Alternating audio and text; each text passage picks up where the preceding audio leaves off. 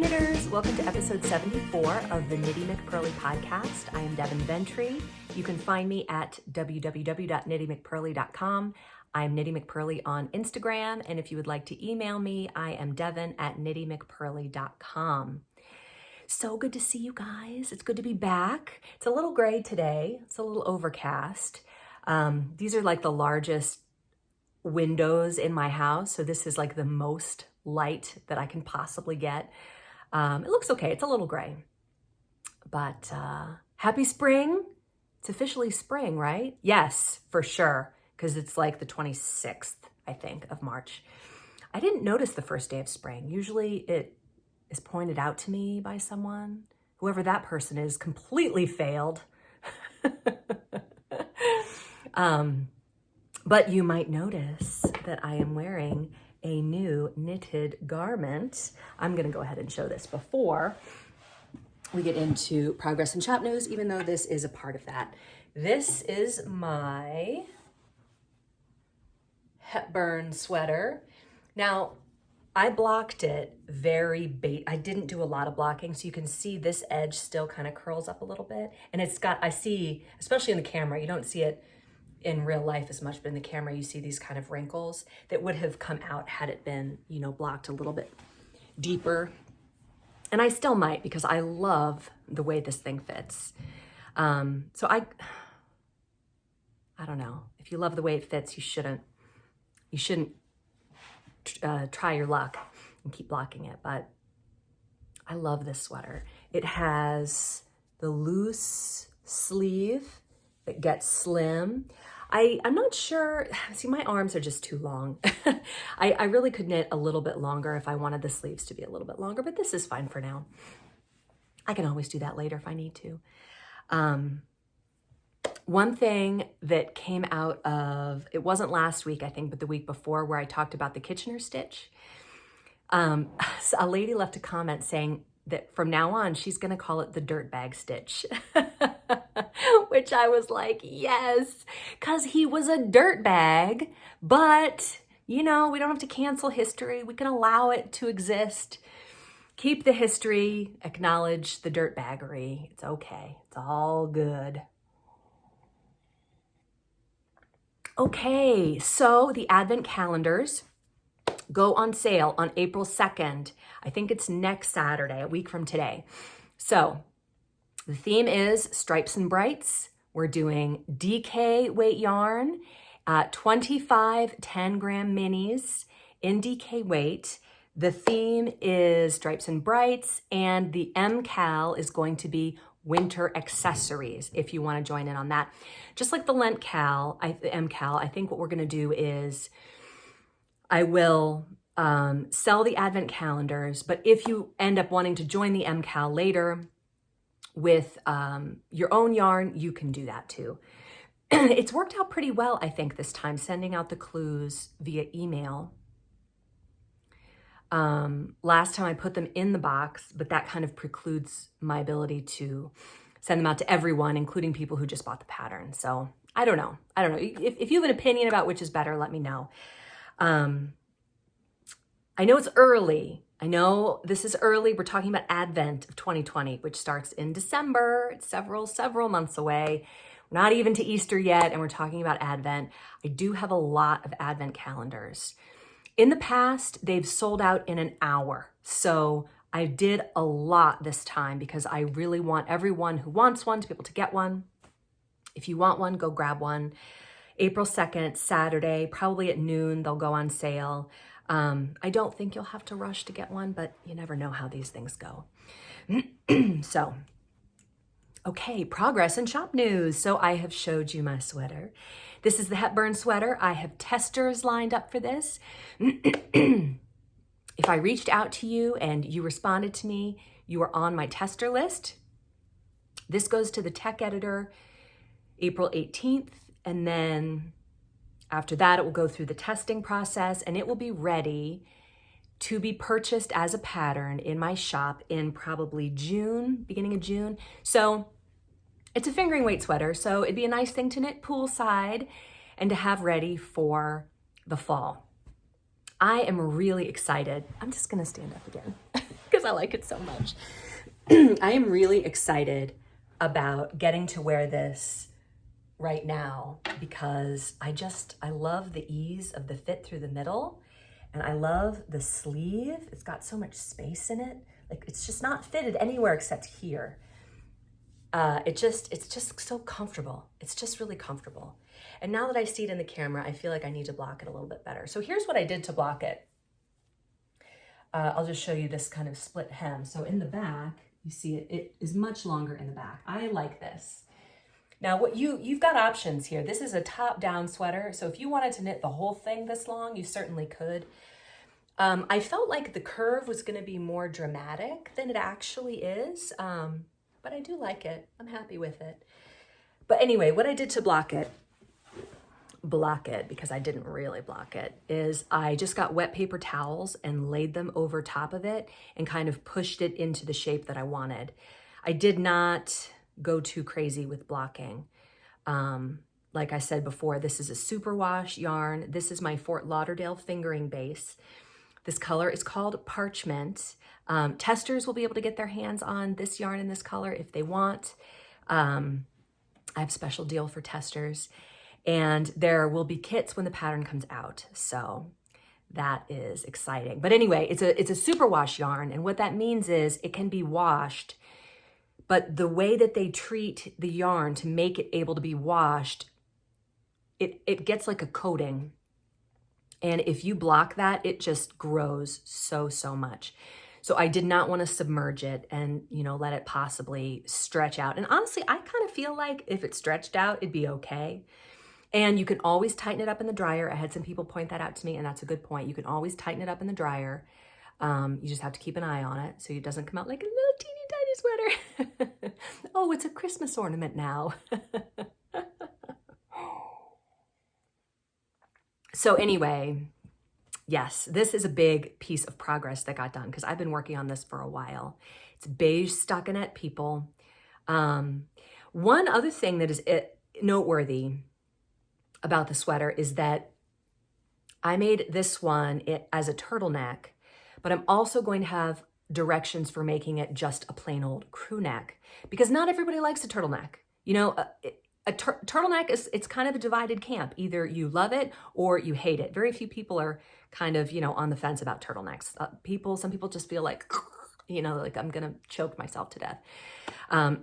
So I get it. So it will be available also as a crew neck if you prefer. Yes. Fingering weight sweater, it's a lot of stockinette, but I'm telling you, gosh, this kind of boring knit is something that is going to get worn all the time. And if it were hot pink, I don't think Hepburn would be the right name for it.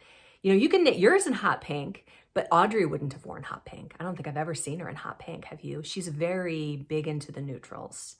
She's always wearing neutrals. I've even got kind of the haircut going on, except for the color. What do you think of this color, by the way?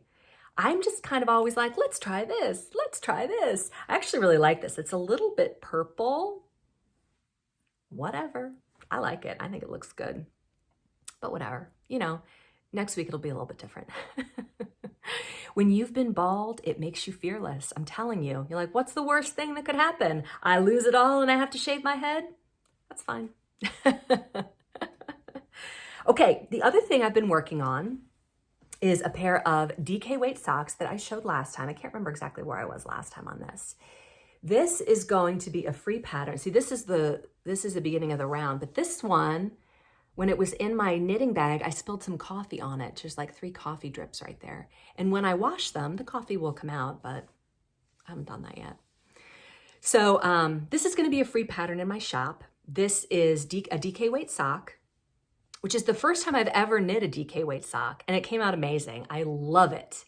It is so much faster than a fingering weight sock, and it's thicker, but if I'm gonna wear wool socks, I'm okay with a thicker sock. Like, that's fine. Like, usually I'm gonna wear them with boots or just by themselves around the house. Like, I'm okay with a thicker sock. I might be breaking up with fingering weight socks after this, because this has been such an amazing experience. But basically, if you're a tester, some of the testers asked me about it. You can make this sock with scraps if you want. You need 50 grams of this, 50 grams of this, and 25 grams of these two colors each for both socks, for the whole pair of socks. So this is going to go out to testers at the beginning of April, and this will be free up on my website. Hopefully, what did I say? Beginning of May? Yeah, beginning of May. It should be on my website. But these are the retro 90s socks, because don't they kind of have a Huxtable vibe about them? They're a little bit 90s, I feel like. It wasn't my original intention when I made them, but that's kind of what I ended up with. So what I did here is I knit the tube. So if you have a sock machine, I've never worked with a sock machine, and this is just a 1x1 color work stripe that is super easy. Hi, Gigi. What can I do for you? Anyway, so this is an afterthought heel. You can knit your heel however you want. If you have a favorite heel, do it up, sister. I thought I would do this as an afterthought heel because it's just really fun. I have directions. If you've never done an afterthought heel before, there are going to be detailed photo tutorial directions on how to put that in, how to measure your foot. If you have your foot and you're making them for yourself, you can measure your own foot, or you can go off of your shoe size. All that information will be in the pattern. And like I said, this pattern will be free because I would like to have a greater library of free patterns on my site. So I'm also working on another pair that's going to be very similar to these. It's going to be a play on this right here because this is really fun. A 1x1 color work is so simple. Like if you've never worked color work before, this is a great way to start. It's so easy to do. And I think it's going to look really good. So I have this pair going to testers. The other pair is also going to testers. I don't have that to show yet, but that's happening. My fingernails. So I've been wearing press-on nails for a year, and I realized my nails weren't really getting any better. From chemo, they kind of all lifted off, and they just looked terrible. Like they were jaggedy, and they cut back too far, and they looked really bad. But they weren't getting any better. So I got this fingernail repair kit by Nail Tech. Got it on Amazon for like 13 bucks. And I put this on there and painted them, and I've painted them a color, so they're not too bad. The thumbs are kind of the worst. Also, I had beets for lunch, so. But my fingers are in so many pictures, I'm like, anyway, it will not take very long, I think, for it to heal up with this nail repair kit. Anyway, not knitting related, but I thought I would address it because I'm self-conscious about it, and it felt worthy of addressing. Okay. Okay, the test knit. All right, so that's what I'm working on right now. Also, there's some things in the shop. I showed this last time, but I really felt that I did not do it justice. And it just, like, I'm looking at it in real life and I'm looking at it on the screen. It just does not do it justice. This is adorable. It is so cute. It's this little tapestry needle holder, and it's got this such cute cap with these 3 French-made size 18 embroidery needles in there, which are kind of a delicate yarn needle. And the cap goes on with, let's see if it'll do it. A snap. It just snaps on. It's so cute. These are in the shop right now. This is the Amelia needle case. They are made in the USA. Kind of looks like it matches this, but this is more pink and this is more beige. It's an adorable petal pink in a matte finish, made in the USA, every bit of it except for the needles that are made in France. So that's the Amelia needle case. Go get one if you like. Okay, also, super excited about this. Up until now, I've had kind of only workhorse yarns in my shop. And I really wanted to branch out into some more luxury yarns. So I got this one. Oh my gosh. This is 100% silk. It's like a dream.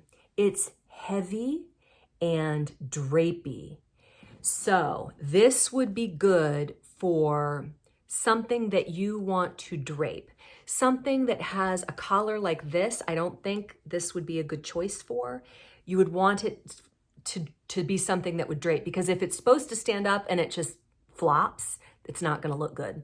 You're going to want this for something that is pure drape, like a shawl or a sweater that's very delicate. Oh my gosh, I have so many ideas. But I'm going to be designing with this, and look at how much light it reflects. It's just so gorgeous. But this is 100 grams.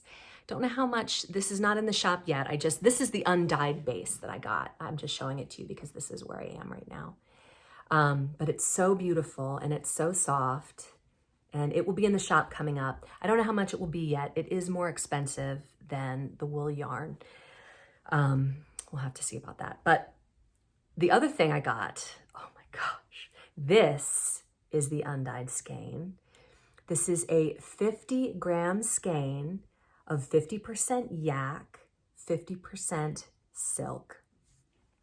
And if it's possible to love anything more than this, I love this. It's so gorgeous. I think that the white, you can see that it has some like a white sheen in there, and I think that's the silk and the brown is the yak. And I have not tried to dye this yet, but it's going to be really something when I do. It's just so gorgeous. I can't wait.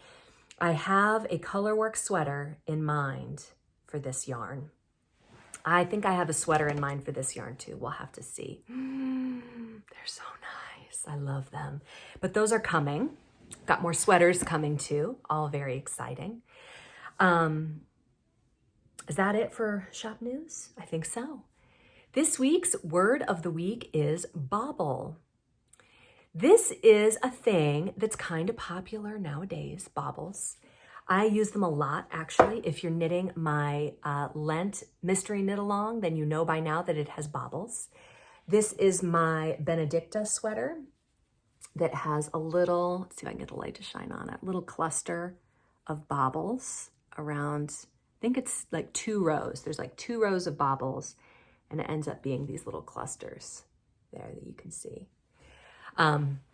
Bobbles are really fun, and I was just curious because I don't know the origin of this, so I looked it up, and here's what I found.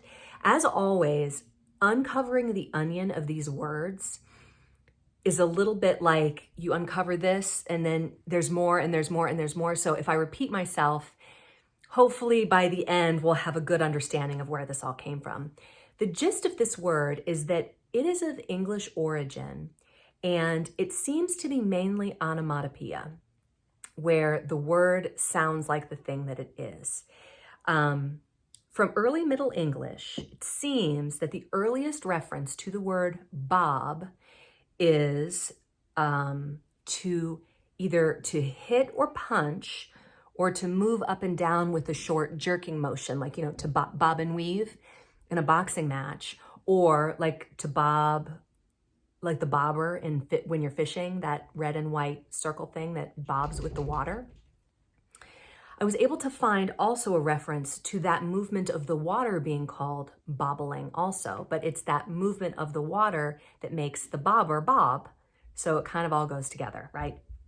Now, in the 1680s, bob, this is kind of a different, so there's bob as it comes from that movement of up and down, and this is from like a different origin. It's all a little convoluted. It wasn't really ultra clear anywhere, but they all come from either the Middle English, the Celtic, or the Gaelic. So that's all British Isles, right? So bob, B-O-B-B-E, references a cluster of leaves. And if they would cut a horse's hair short, they called that a bob because the hair cut short resembled a cluster of leaves. So you can kind of see where this is going with the woman's haircut, right? And that comes, so the word bob, B-O-B-B-E, the Celtic babban, B-A-B-A-N, and the Gaelic babag, B-A-B-A-G, all mean tassel or cluster. So that's kind of, they're both kind of coming from a similar origin, but with slightly different meanings.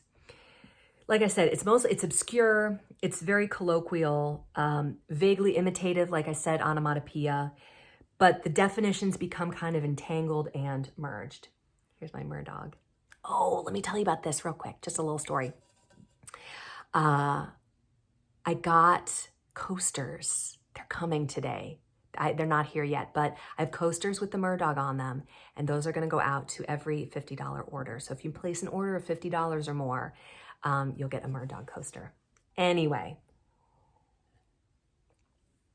so over the years, the word bob has been used in various ways, meaning a round hanging mass, such as the cluster of leaves, or for fishing like the bobber, or a pendulum, or a pendant has become a bobble because it's like a cluster of something that hangs, right?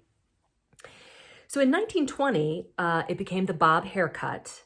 And that seems to me to go back probably to the horse with his hair cut short, where the woman gets their hair cut short.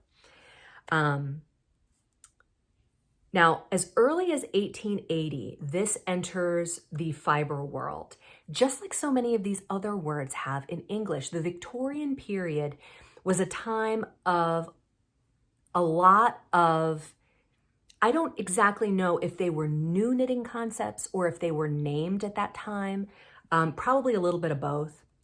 But in 1880, it was first used to mean a small ball of fabric. And that kind of makes sense going back to that cluster of leaves or pendulum or pendant or just cluster of something. And that's what the bobble, that's what we think of when we think of a knitted bobble. Another source says that in 1880, same year as the knitting bobble, bobble also references the movement of agitated water.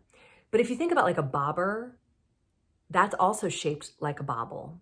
I don't know. It's like it's convoluted. It's not a clear cut, easy to trace back. But I think a lot of words are that way. You know, they get used in different ways, and it reminds somebody of this, and so that it crosses over and becomes something else.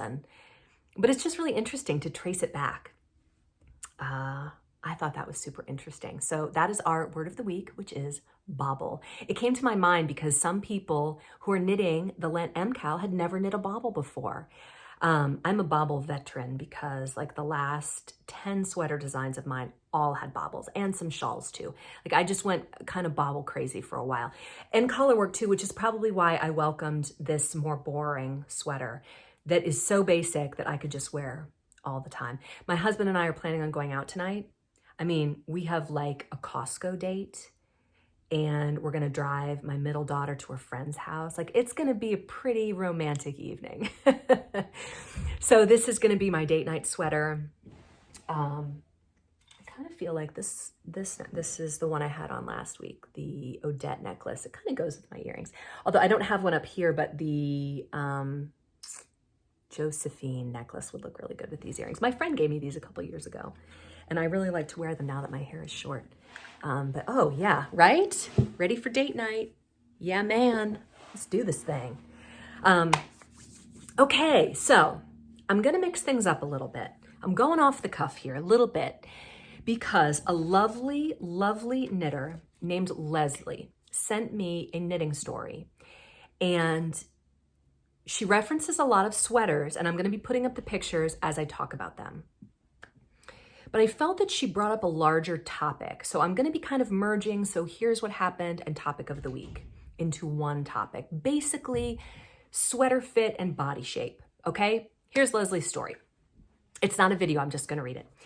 She says, I have a bad knitting story, capital B-A-D. I've gotten very particular with my neck shaping. I made a very pretty sweater one time that was gorgeous. It was the Terrian sweater by Jennifer Wood.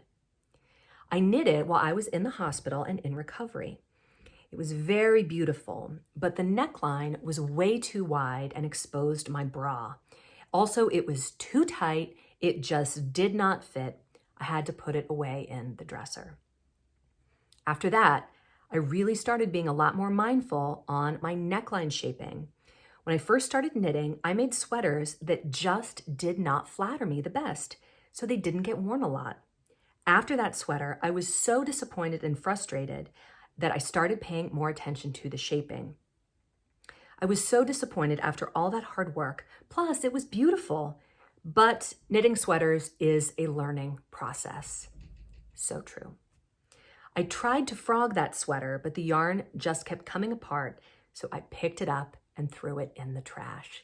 Girl, We have all been there. We have all thrown something in the garbage that we didn't really want to, but we had invested too much emotion in it already, and you just had to say goodbye to it. I get it. Don't feel bad. My next sweater, says Leslie, was too big. I'm just going to interrupt Leslie for a minute to say that I went through a process very similar to this in sewing, where I just don't know my size. I don't know what it is about knitting. For my brain, I tend to do a pretty good job with my size, but when it comes to sewing, I just can't do it. Maybe because they're in pieces, but I would make things that were way too big for me, and then I'd make things that were too small for me, and it was like, how can I not know what my size is? I don't know. Anyway, she says, my next sweater was too big. It was the vintage berry sweater. So I frogged it and I knit it twice, knit it again. The second time it came out perfectly. Well, that's good news. Now she says something very interesting. She says, I have a big bust, so I have learned that the dropped shoulder and a crew neck fits me the best.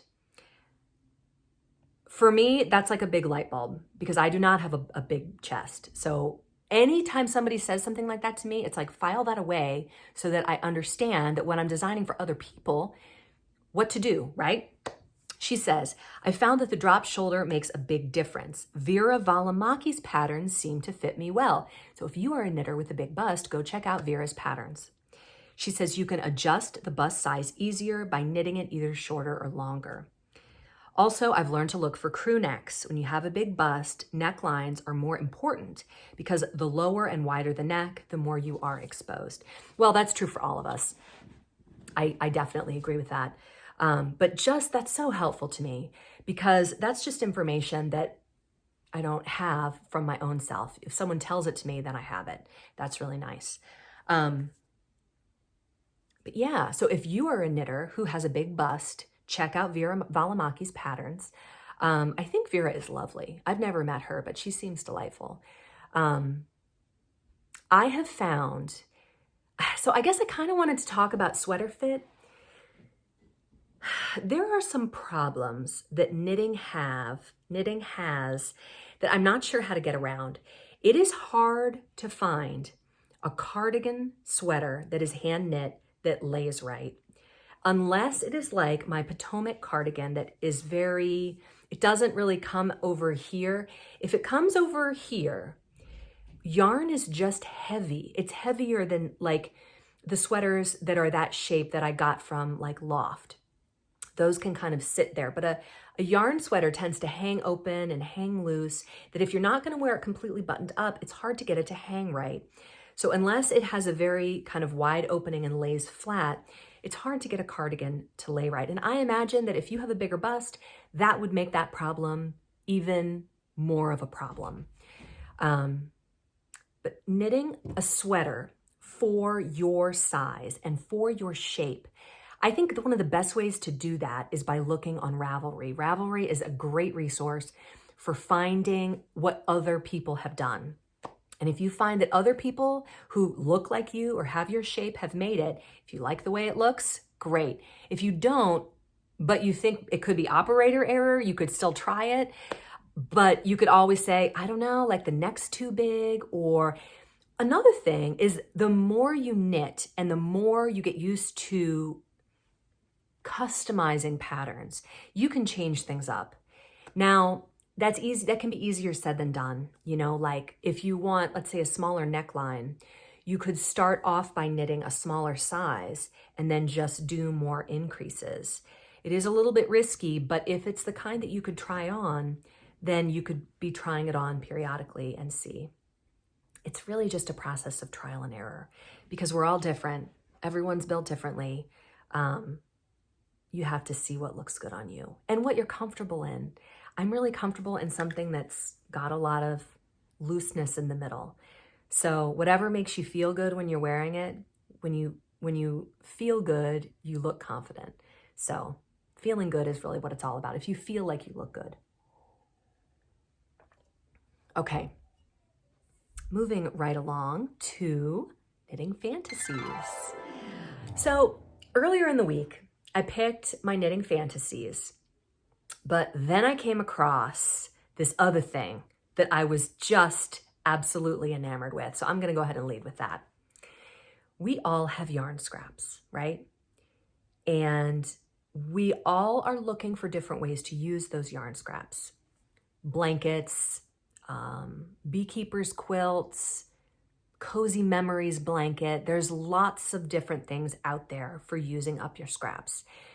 I came across a latch hook rug on Instagram the other day where they used their leftover yarn scraps in the latch hooking process.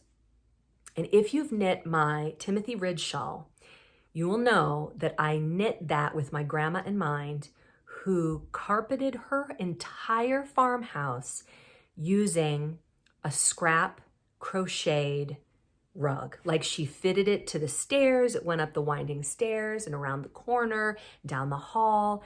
And it was like a runner, like it didn't go all the way to the edge, but it was so beautiful and it was of every color. And so I've got a special place in my heart for rugs. I actually had one of her rugs after she died, and something happened to it. I don't exactly remember what. It was put in the washing machine, and I don't even know what happened to it. But it makes me really sad that that's gone, because I can't get that back. But I can make more rugs in my own self and pass them on to my own children. So I've never made a latch hook rug, and I'm really more interested in a crocheted round or oval rug. So I found this tutorial. I think I found it on Pinterest. I'll just put up a picture. And it's just basically the same as knitting like a coaster, only you hold yarn. It looks like they're using the sugar and cream dish yarn in this example, but it looks like they're holding it sextuple, okay? 6 strands at a time, which I love. But you could just be constantly adding new and putting, as one runs out, putting in a new one. I love this idea. I want these rugs all over my house. I love rugs. I've recently told my husband I'm kind of over carpet. Like, our downstairs has hardwood floor, but our entire upstairs is carpet, and it's old carpet. We put it in when we first moved in.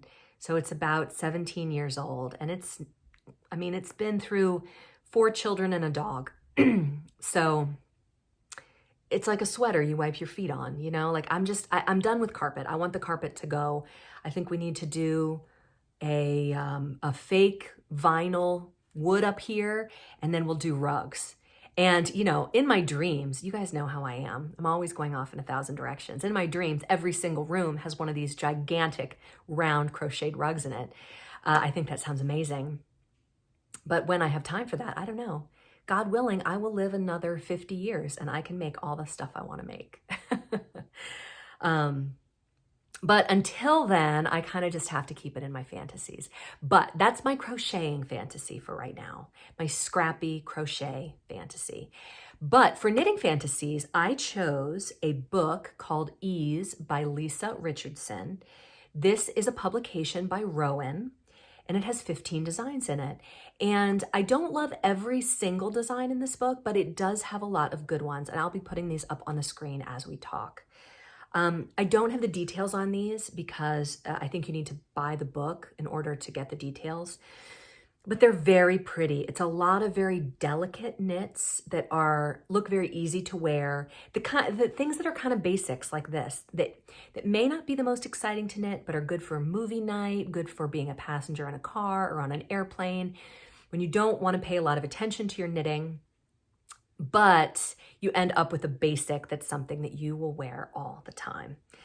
I have a lot of basic patterns. In thinking about it, I do have, ones that are a little bit more exciting like this. I definitely went through this phase during the pandemic, but I also have a lot of basics because that's what I like to wear the most. And sometimes I'll find a hole in my wardrobe and be like, I need to make that. I don't have that piece and I need to make it. Like, I mentioned that event that I went to last week where I got a dress for it, but it was cold that day and I really needed something to wear over the dress, and I didn't have anything suitable. I ended up wearing like a blazer, and I'm just not a blazer person. People kept saying, why are you wearing a suit? And I'm like, am I wearing a suit? Like, I'm just not a suit person. I don't live a suit life. So some dressier cardigans that could go over an outfit that is dressier to replace a blazer for people who are not blazer people like me. Those are definitely in my mind that have to happen. And definitely maybe something in silk with a lot of drape. Wouldn't that be nice?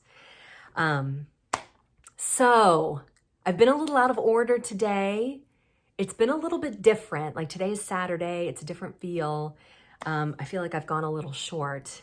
But I do not have a knitting story for next week. So if you have a knitting story, please share your oral tradition with us.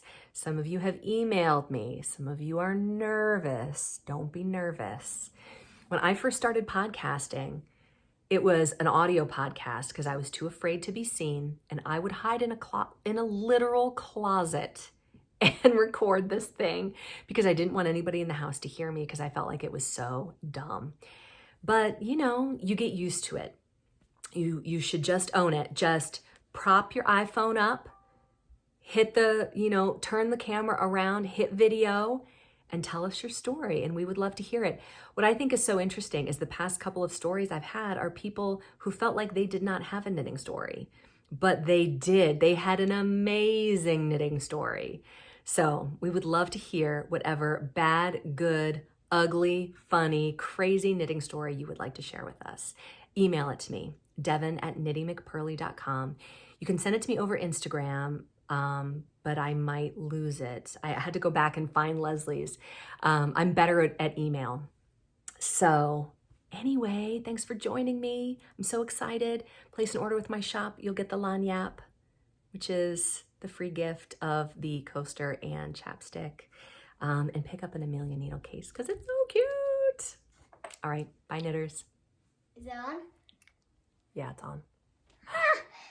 Okay, I'm going to be showing my sized animals. So first, we got Jumbo. Jumbo. Then it goes to medium. Then it goes to medium. Then it goes to baby. Oh, thanks for sharing, Shar. Bye. Wait! Oh, and she got glasses. Put them on. Put them on so we can see how pretty you look with them on.